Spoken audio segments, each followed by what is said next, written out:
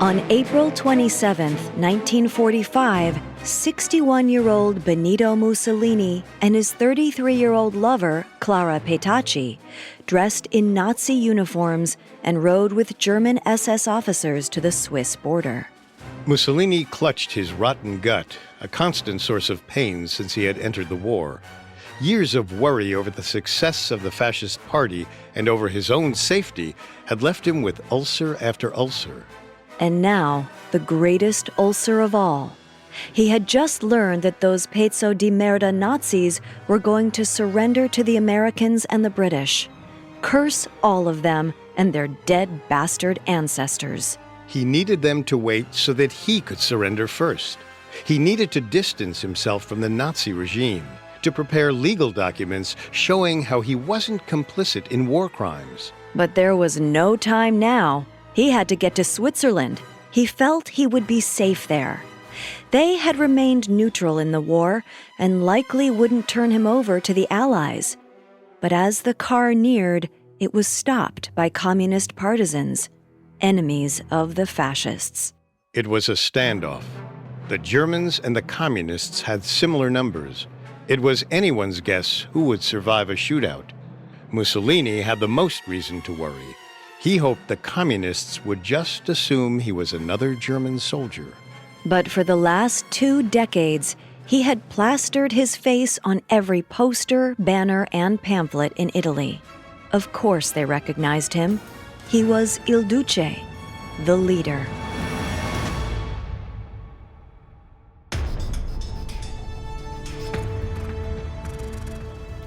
Welcome to Dictators, a new Parcast original. I'm Richard. And I'm Kate. With this series, we want to go deep into the minds of some of history's most hated despots.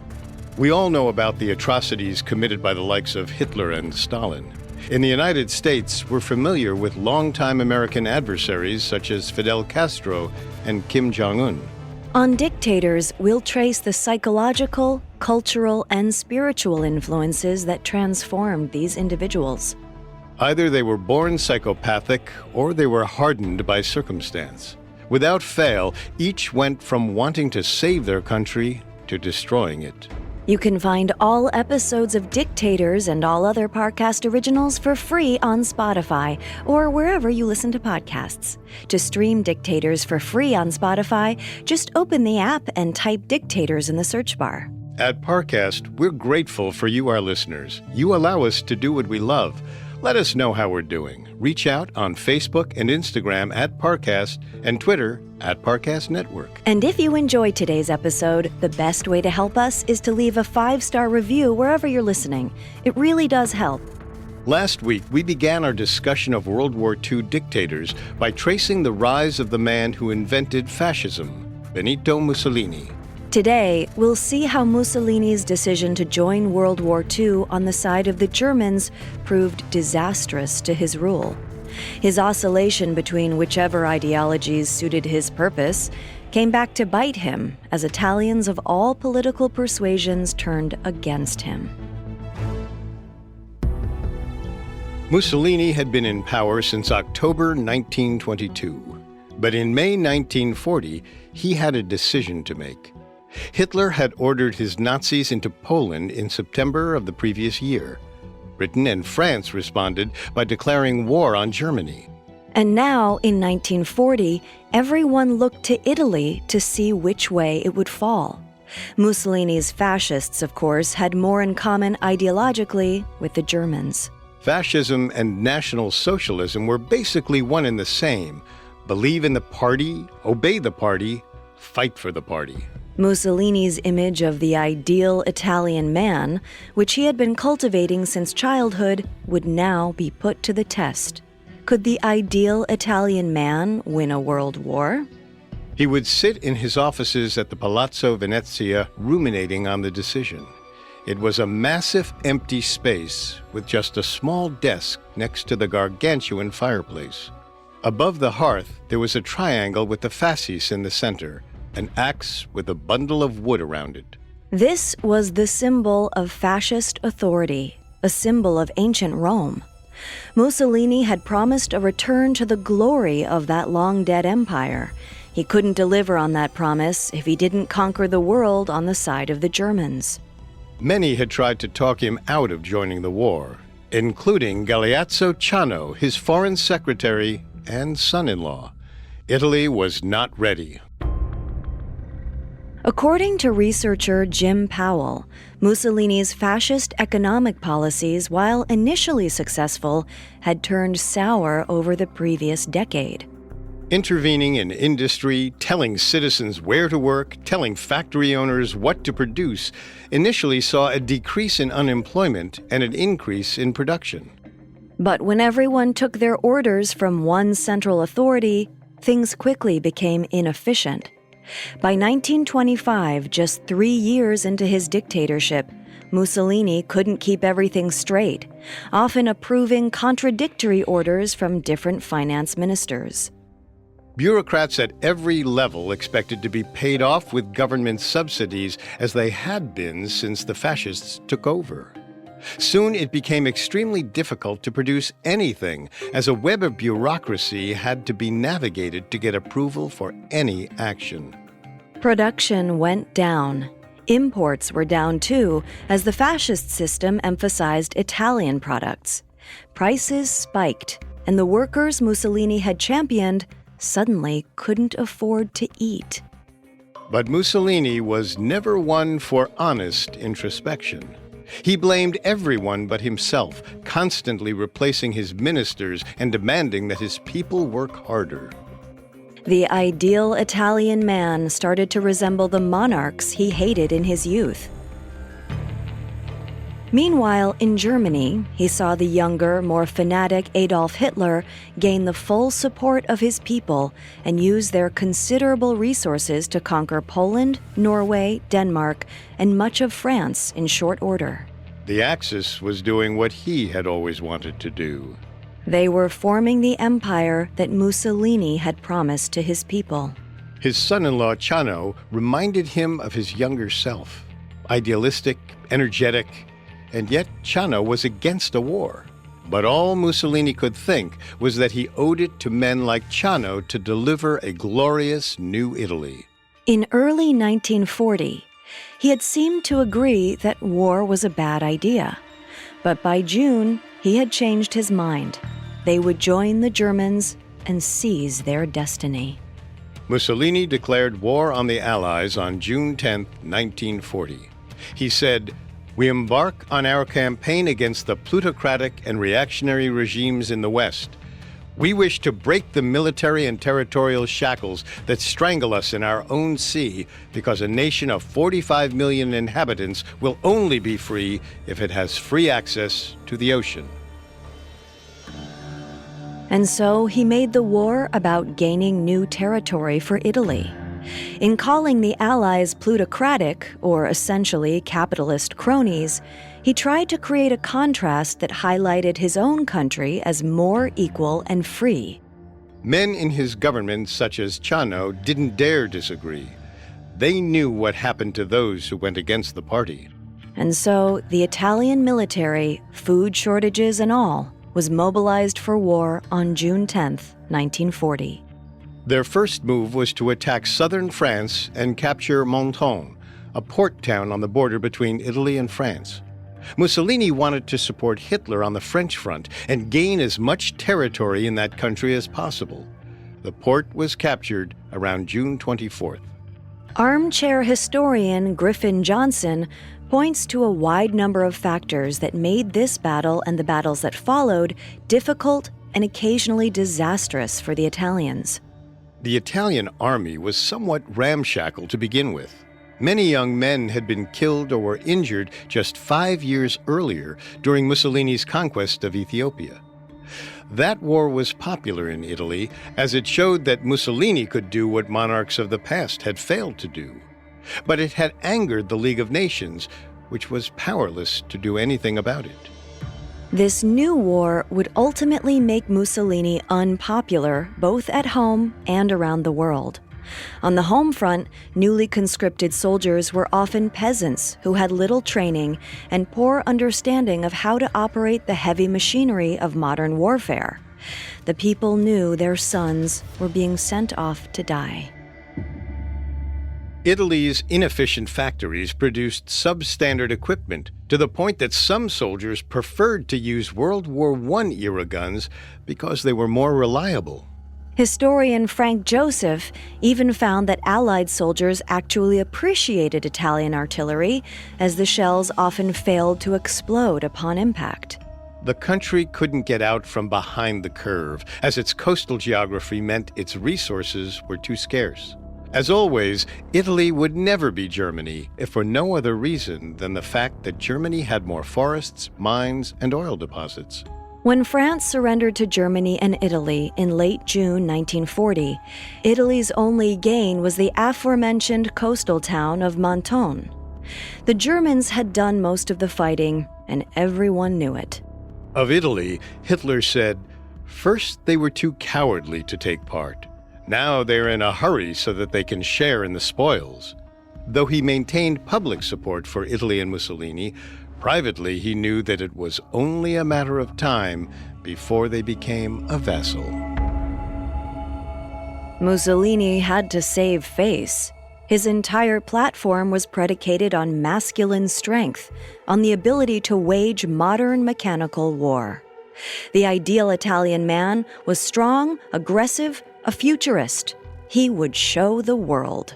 Mussolini's next move was to invade Egypt from Libya, which had been an Italian colony since before the rise of the fascists. The invasion began in September 1940. This was meant to fulfill Mussolini's promise of a new empire. What was more Roman than conquering Egypt? But again, his army's inferior skill and equipment were their undoing. The British forces in Egypt struck out first, attacking the Italian camps and taking almost all of the soldiers prisoner.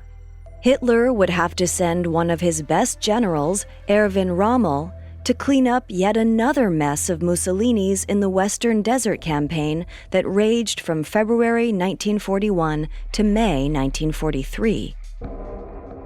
But the humiliation didn't stop there.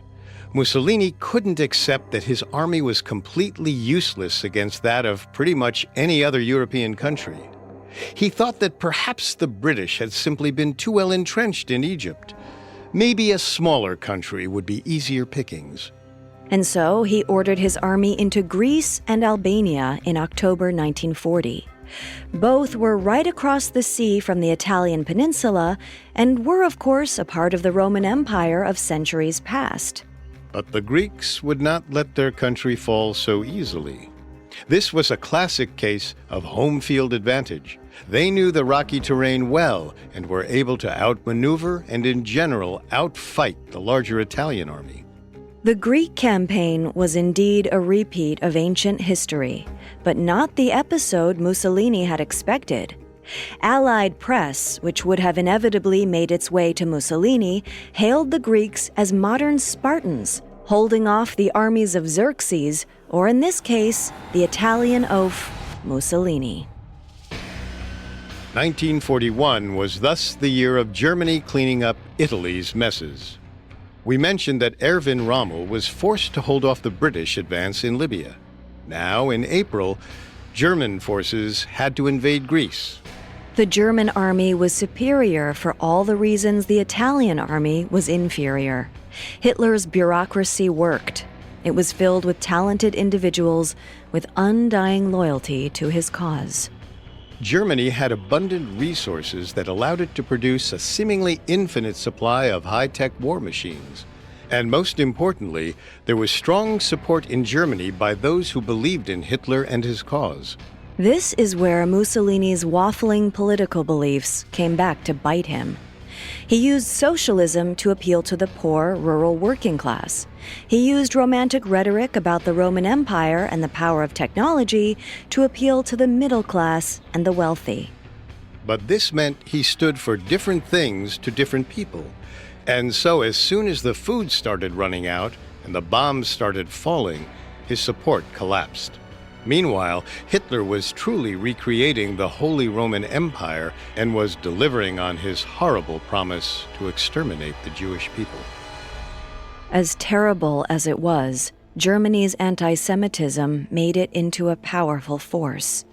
The Nazi soldiers fought because they believed that if they lost, then the capitalists and communists would take over Germany. And they believed that both of those groups were really just Jews in disguise, scheming to conquer the whole world. But Italian ideology was more muddled. Some Italian soldiers fought to improve the lot of the peasant class. Some fought because they saw themselves as ancient Romans or dashing futurists. But all of those ideas were too disparate, too weak to maintain a fighting spirit. In a sense, Hitler's fear-mongering was more effective than Mussolini's message of a hopeful future. Mussolini failed to raise the quality of life for the lower class, and he failed to deliver the new Roman Republic that the wealthy looked forward to. This was never more true than in the summer of 1941, when the Germans had conquered Greece without Italian help. Hitler then chose to invade Russia without consulting Mussolini. Nevertheless, the Italians were still expected to contribute hundreds of thousands of soldiers to that front. Mussolini's people felt that they now had to ship their young men to a distant part of the globe to fight a battle that they had no stake in. And that was the truth. Mussolini had lost control of Italy's part in the war. This was also apparent in Ethiopia, where the British expelled Italian forces that had bled to take that country just 6 years earlier. Fascist monuments were yanked down into the sand. Meanwhile, in Italy, the factories were spent, trade was reduced to zero, and any food the people could grow was sent to the war front. In order to survive, Italy would have to rely on supplies from Germany. In just a year's time, Mussolini had accomplished the opposite of an empire. He had turned Italy into a German vassal. Next, Mussolini becomes a puppet dictator. Now, back to the story. In just a year's time, Benito Mussolini, supreme leader of Italy, the perfect man, had lost almost every battle he fought in and transformed his empire into a vassal to the fanatical powers of Nazi Germany. To those around him, his state of mind was unclear, though it's easy enough to imagine how the egocentric leader felt about being the laughingstock of Europe. Men like his son-in-law, Galeazzo Ciano, urged him to make peace with the Allies, but he was convinced that Germany would win the war. In late 1941, that wasn't such a crazy position to take. The United States was still neutral, though they favored the Allies. France was a conquered nation, and Britain was being slowly choked to death by U-boats. Only Russia seemed able to withstand the German assault. And so Mussolini opted to stay in the war, telling his men, "We must accept this situation, as any attempt at reaction will be a reason to degrade us from the status of a Confederate province to something worse than a colony. Even if they would ask us for Trieste tomorrow, because that would be a vital city for Germany, we should bow our heads." He was saying that it was better to be a friend of the Third Reich than to become one of its servants.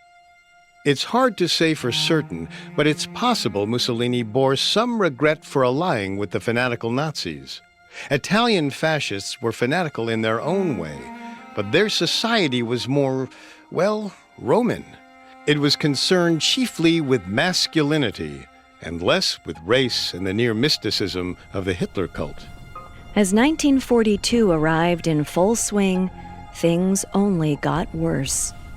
The Allies intensified their attacks on Italy, bombing major cities. Mussolini now had to watch his country burn. The stress of this began to take a physical toll. He became almost deathly ill, developing severe stomach pains that no doctor could correctly diagnose. Some said ulcers.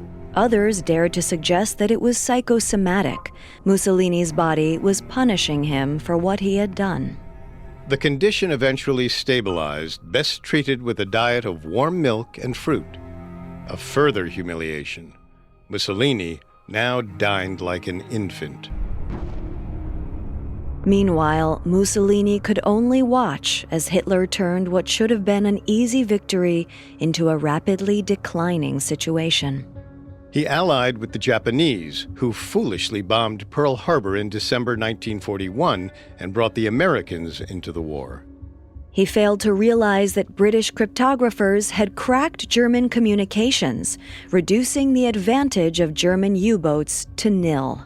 And he continued to push the Soviet front, killing millions and only inspiring Russian troops to fight harder. It was the Russian front that would be Mussolini's undoing. In early 1943, the Italian people were already deeply unhappy with how many of their sons were being sent to die in the cold tundra of the East. The food shortages were also becoming unbearable. His people began to go on hunger strikes that crippled whatever production capabilities Italy had left. The ideal Italian man had now officially become the monarch that he always despised. As with King Umberto from Mussolini's youth, his people were rebelling. Then, the worst happened.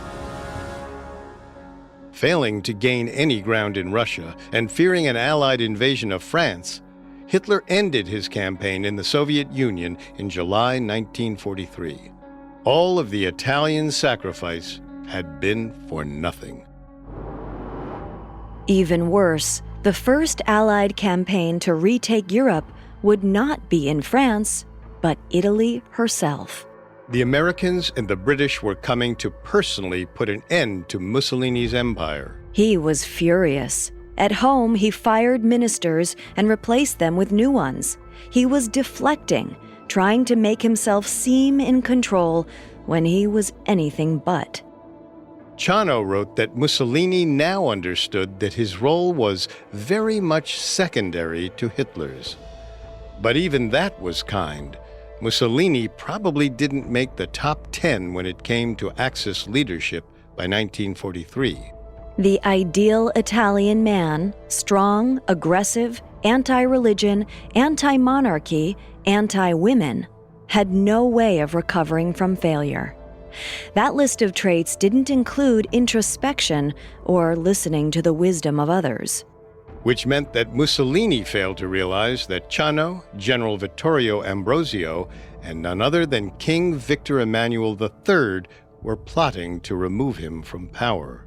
On July 24, 1943, a meeting of the Gran Consiglio del Fascismo was called. This was the ruling council of fascists who had helped form the new government in the early days before all powers were eventually conferred on Mussolini. On a surface level, this was meant to help Il Duce through a crisis. But in practice, it would allow the most powerful members of the party to legally vote to give command of the military back to the king. At first, their machinations came as a relief to Mussolini. He was happy to have others to blame for the failure of the war. On July 9, 1943, the Allies invaded Sicily. Things couldn't get much worse. Why not step down? And yet, when Mussolini attended the meeting, he adamantly defended his performance as supreme leader. This didn't help his case. He was still experiencing stomach pain, and he came across as a decrepit madman. He truly seemed to be oscillating between a solemn acceptance of his failure and a desperate need to blame it on everyone else. Regardless, a vote was taken and power was given back to the king. It was the first time in over a decade that anyone in the country had legal or martial power besides Mussolini. He was so overwhelmed with emotion, with anger and embarrassment and fear, that he failed to note what a titanic shift this would cause in Italy. He seemed to have fallen into a state of denial. When he arrived at his cavernous office the next day, workers noted that he acted like nothing had changed. On July 25, 1943, he went to meet with the king. He did this regularly and perhaps assumed this would just be another routine discussion. But when he met with the king, Mussolini was told that he was the most hated man in Italy. It was true, and stunning considering that he had been the most beloved just a few years earlier. The crippling anxiety and depression that this must have caused left Mussolini still unable to comprehend the magnitude of what was happening. The dictator of 5 years ago would have hardly allowed anyone to talk to him like this. His strength and aggression were replaced by fatigue and resignation. After he left the meeting, he was accosted by royal police. Captain Paolo Vinieri had orders to take him into custody. It was for his own safety, of course. The next few weeks were at once a whirlwind and a painful slog. Mussolini went from being the leader of a prominent nation to a prisoner with no access to the outside. He was shuttled from dilapidated home to dilapidated home for fear that one of his many enemies would try to kill him. Not that his fascist captors treated him particularly well. He was forced to wear the same suit he had been taken in for some time. According to biographer R.J.B. Bosworth, his only preoccupations were to read and chat with a Catholic priest. We can only imagine the thrill that gave him. Meanwhile, his stomach still bothered him constantly. Eventually, he was taken to the Hotel Campo Imperatore, an unimpressive red building on the slopes of the Apennine Mountains in central Italy. He could only stare out at the beautiful grassy plateau, 6,000 feet above Rome, and wonder where it had all gone wrong. His life had changed so dramatically, from the days of being a blacksmith's son, to a schoolteacher, to a socialist newspaperman, and then a dictator. There was so much hope at the beginning. Socialist mentors who told him of a new world order where workers seized the fruits of their labors. And even those early days of government, though not bloodless, were marked by an Italy more united than it had ever been in a shared purpose. Could he see now that his own selfishness and arrogance made it all for naught? What business did a newspaperman have running a country, much less trying to command a prominent position in the most violent conflict in history? Perhaps he thought this, or perhaps he continued to fume at the injustice that he felt had been done to him. His own people rioting, giving up on the fascist dream. It occurred to him that his own son-in-law, Ciano, must have been a part of the coup. Whatever his state of mind at this point, it was soon broken up by the arrival of a mysterious glider crashing into the field in front of the hotel. Everyone at the hotel watched in surprise as 9 more gliders crashed into the field. Then, that surprise turned to horror as multiple SS troopers emerged, charging toward the hotel. One particularly dangerous-looking one introduced himself to the commanding Italian officer as Lieutenant Colonel Otto Scorzeni. They were here to take Mussolini, and they preferred to do it without violence. The Italian guard stood down, some of them out of fear, others out of loyalty to their former allies or to Mussolini. Within 10 minutes, a biplane arrived to escort Mussolini and Scorzeni to Germany. Hitler was rescuing his old ally. Next, Mussolini faces a reckoning. Now back to the story. On September 12, 1943, Nazi soldiers staged a daring rescue of the deposed Italian dictator Benito Mussolini. The Fuhrer had decided he was too valuable an ally to leave to fate. Mussolini likely felt conflicted about this. His continued imprisonment was humiliating, not to mention boring, and he feared what the Allies would do to him if he was handed over. But this now meant that he was more aligned with Hitler than ever. The Germans would have to win the war, or they would all hang. Mussolini arrived in Rastenburg on September 14th, greeted with much fanfare. He walked out of the plane to a smiling Hitler, who shook his hand and said some kind words. But later, when they were in private, the conversation took on a less jovial tone. The war was still not going well, especially in Italy. After Mussolini's arrest, the king and the remaining fascists attempted to make peace with the Allies.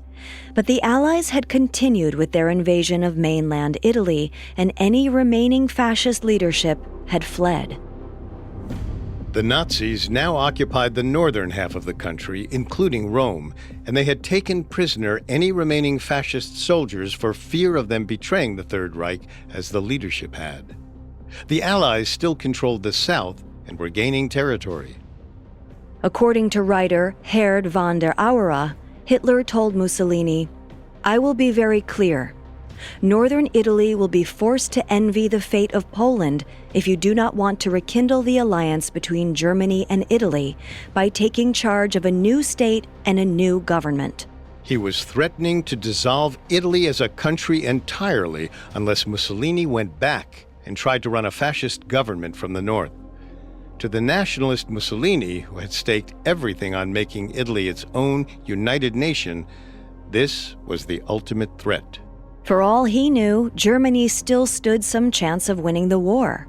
And with this crazed, forceful, transfixing dictator in front of him, how could he say no? His mind was so addled by the whirlwind of events of the past few months, he was in no position to debate to try to get out of this. And so, he agreed to return to Italy. His new government was a sham regime known as the Salo Republic. He took up residence in Milan, where he was only occasionally allowed to give speeches. He spoke of how National Socialism was really what he had in mind all along with fascism, how it lacked the flaws of those other methods of government. Hitler was putting words in his mouth. It was clear that Mussolini had truly fallen, as in previous decades he would never subsume his ego, not to mention his party, to the whims of a fanatic who had only a decade ago been a joke in Italy. The Salo Republic represented everything that was terrifying about the Nazis. In Rome and other major cities, they rounded up Jews, communists, and any other quote-unquote undesirables and deported them to concentration camps in October 1943. Thousands died as a result of this. A growing resistance fought back, staging small-scale attacks on Nazi forces. They only had to bide their time until the Allies reached Rome. They were winning battles nearly every day, slowly taking territory in the south of the peninsula. Whether Mussolini truly embraced these deportations is unclear, but he was irrevocably associated with them regardless. His darkest personal moment came in January 1944, when he was presented with the members of the Fascist Council who had voted to have him arrested. This included none other than Galeazzo Ciano, his son-in-law. Fascism and National Socialism called for no mercy. But this was the man who had been by Mussolini's side through much of his governance, who had helped him navigate early meetings with Hitler, who had begged him not to get involved in this terrible war. Mussolini either wouldn't or couldn't do anything to help Ciano. The Nazis hated the fascist leadership for attempting to make peace. They held a trial where the outcome was never in doubt. Ciano and the others were tied to chairs, prepared to be shot in the back. However, according to some reports, Ciano managed to whip his chair around at the last moment, facing his executioners. He shouted, "Long live Italy," before being riddled with bullets. As noble as this may have been, Italy had been dead for decades under his father-in-law's rule.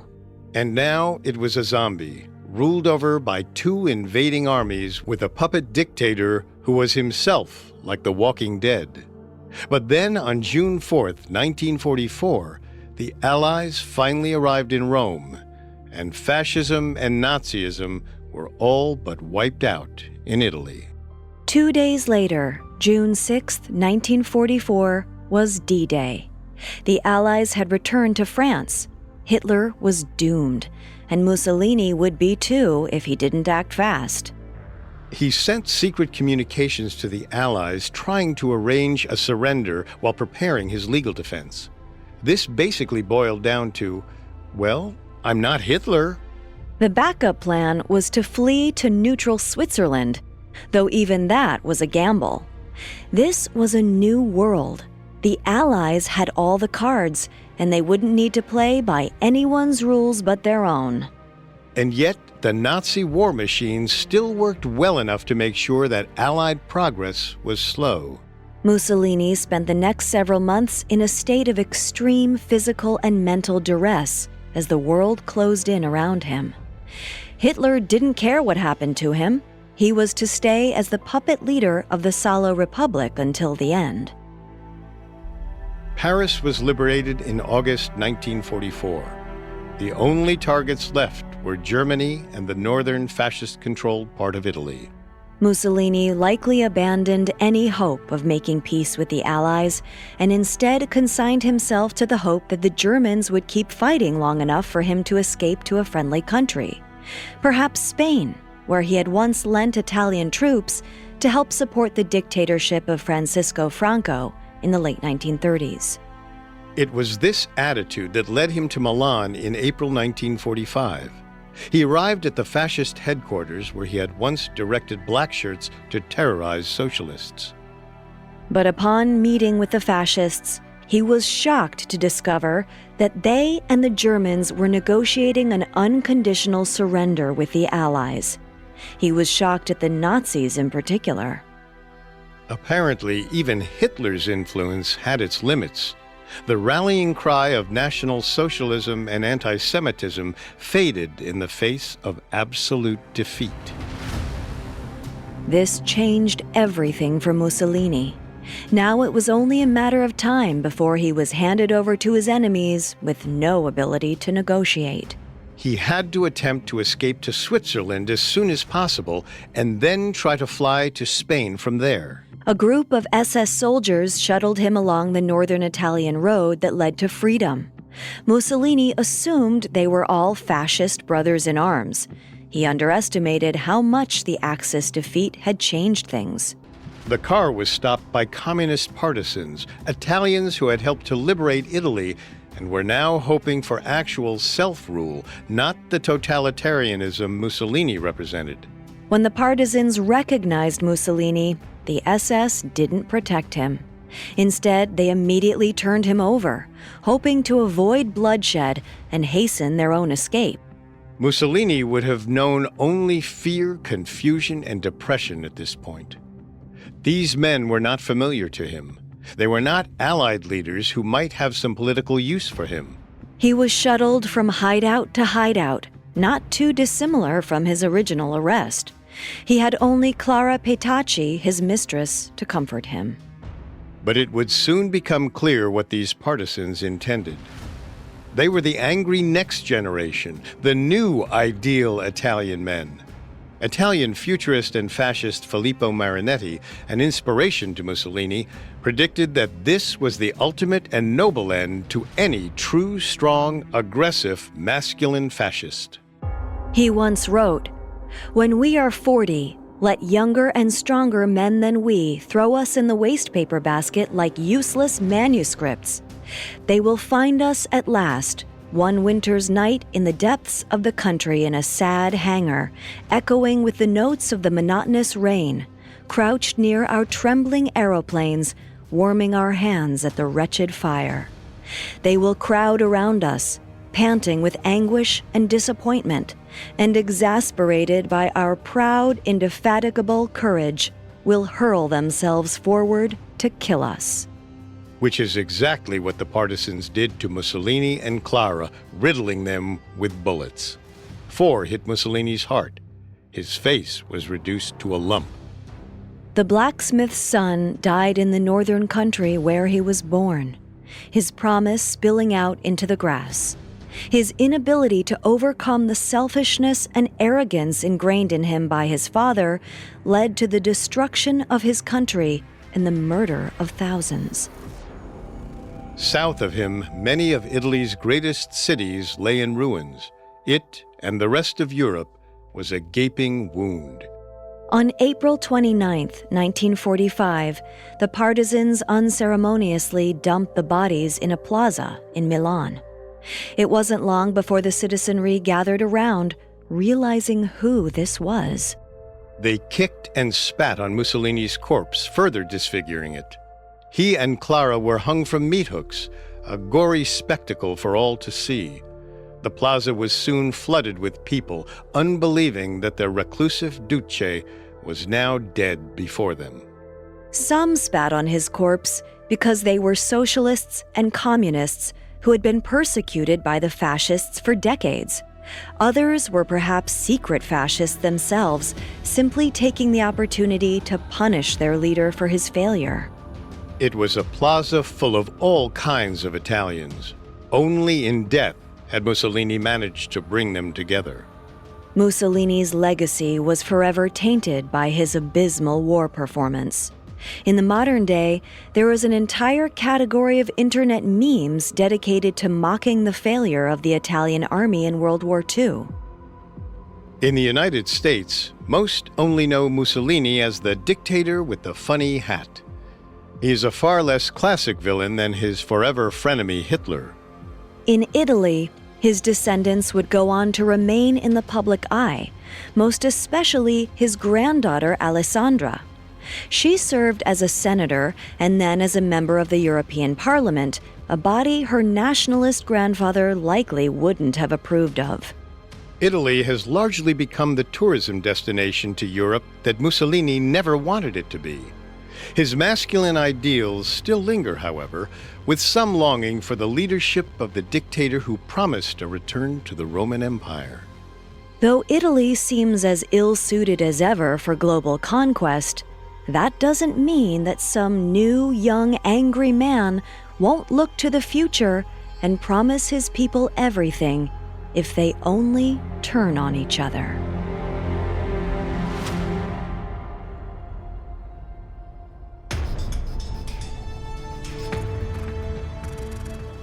Thanks for listening to Dictators.